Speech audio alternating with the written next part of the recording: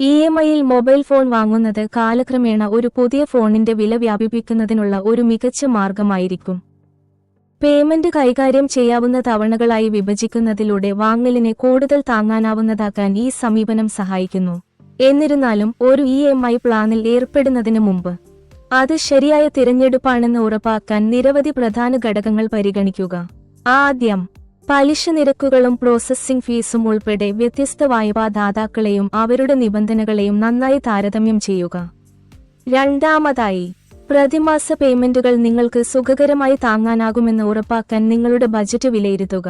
മൂന്നാമതായി, എല്ലാ വ്യവസ്ഥകളും മറഞ്ഞിരിക്കുന്ന സാധ്യതയുള്ള ചെലവുകളും മനസ്സിലാക്കാൻ വായ്പാ കരാറിന്റെ ഫൈൻ പ്രിന്റ് വായിക്കുക.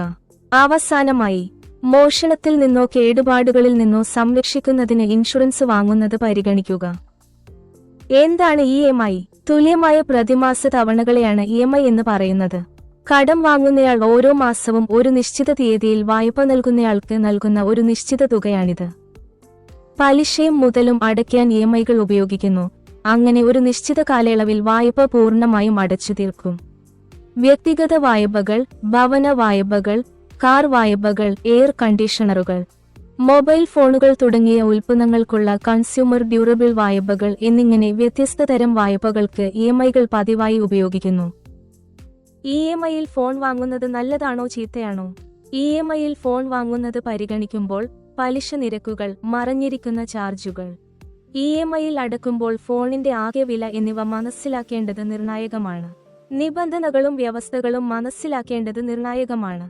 ഈ ഘടകങ്ങൾ പരിഗണിക്കുന്നത് കൂടുതൽ അറിവുള്ള ഒരു തീരുമാനമെടുക്കാനും ഏതെങ്കിലും സാമ്പത്തിക ബുദ്ധിമുട്ടുകൾ ഒഴിവാക്കാൻ നിങ്ങളെ പ്രാപ്തമാക്കും.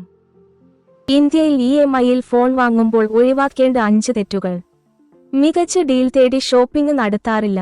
പല വായ്പാദാതാക്കളും റീറ്റെയിലർമാരും മൊബൈൽ ഫോണുകൾക്ക് ഇഎംഐ ധനസഹായം നൽകുന്നു. വായ്പ തിരഞ്ഞെടുക്കുന്നതിന് മുമ്പ് വ്യത്യസ്ത ഓപ്ഷനുകളിലുള്ള പലിശ നിരക്കുകൾ, പ്രോസസ്സിംഗ് ഫീസ്, മറ്റ് നിബന്ധനകൾ എന്നിവ താരതമ്യം ചെയ്യേണ്ടത് അത്യാവശ്യമാണ്. മികച്ച ഡീലിനായി ഷോപ്പിംഗ് നടത്തുന്നത് വായ്പാ കാലയളവിൽ നിങ്ങൾക്ക് ഗണ്യമായ തുക ലാഭിക്കാൻ സഹായിക്കും.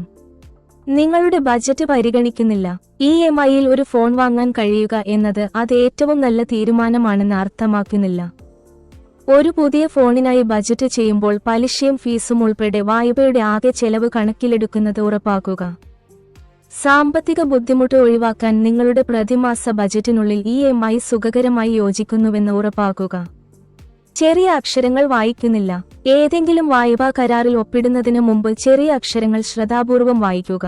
പലിശ നിരക്ക്, പ്രോസസ്സിംഗ് ഫീസ്, ബാധകമായ മറ്റ് ചാർജുകൾ എന്നിവ മനസ്സിലാക്കുക.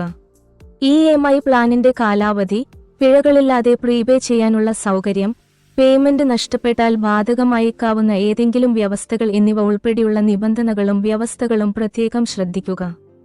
പ്രതിമാസ തിരിച്ചടവ് കുറയ്ക്കുന്നതിനായി വായ്പാ കാലാവധി നീട്ടൽ. കുറഞ്ഞ പ്രതിമാസ തിരിച്ചടവ് ലഭിക്കുന്നതിനായി വായ്പാ കാലാവധി നീട്ടുന്നത് പ്രലോഭിപ്പിക്കുന്നതായി തോന്നിയേക്കാം. എന്നാൽ മൊത്തത്തിൽ നിങ്ങൾ കൂടുതൽ പലിശ നൽകേണ്ടിവരുമെന്നും ഇത് അർത്ഥമാക്കുന്നു. കൂടുതൽ തിരിച്ചടവ് കാലയളവ് തിരഞ്ഞെടുക്കുന്നതിന് മുമ്പ് വായ്പയുടെ മുഴുവൻ കാലാവധിയിലും അതിന്റെ ആകെ ചെലവ് ശ്രദ്ധാപൂർവം പരിഗണിക്കുക.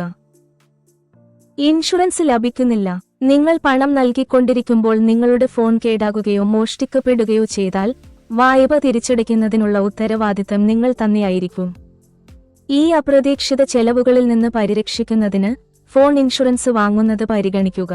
അത്തരം ദൗർഭാഗ്യകരമായ സംഭവങ്ങൾ ഉണ്ടായാൽ ഇൻഷുറൻസ് മനസ്സമാധാനവും സാമ്പത്തിക പരിരക്ഷയും നൽകുന്നു.